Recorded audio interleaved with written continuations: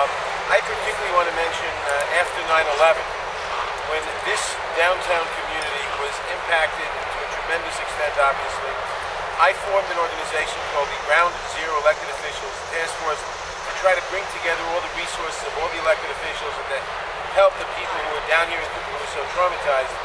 And State Senator Marty Connor was one of the most active members of that task force. So I've seen Marty Connor over the years, and in particular in that area, in that time of crisis, be a very effective community leader, a very effective state legislator, a very effective senator, and someone we need for the future. And I hope we keep him and that he wins this primary, and I urge everyone to vote for him. And I'm proud to endorse Marty for re-election.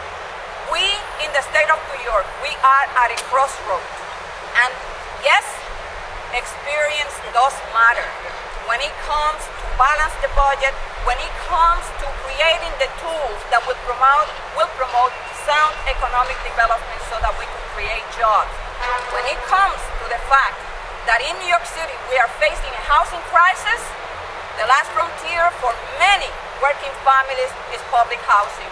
He has been there every day in and day out, in making sure that we provide the resources so that working families have a place to call home. And we are proud to be standing here today endorsing Marty Connor for re-election to the State Senate. Marty has been a progressive leader for many, many years on so many causes, and he knows how to get things done.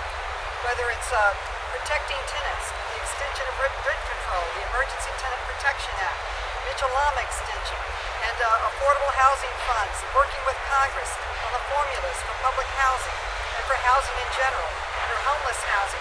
Marty has been a leader and a consultant, literally, to the New York delegation in so many areas.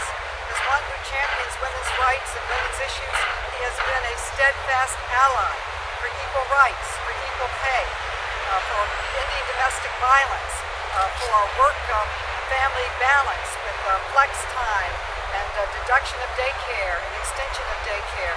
He has been an ally to the women's movement, and most and foremost, he's been an ally to his district. Chuck is entitled to put considerations of personal friendship over everything else that we have talked about, and he said that that's exactly what he's done.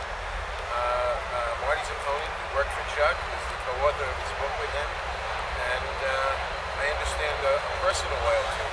What we're here to talk about, and Chuck also said that Marty didn't support him in the primary, 10 years ago. He's entitled to make endorsements on the basis he wishes. I think we're making an endorsement on the basis of not who supported him 10 years ago or who worked for whom, who's a personal friend, but who we believe is the most progressive and the most activist and the most effective senator for this district.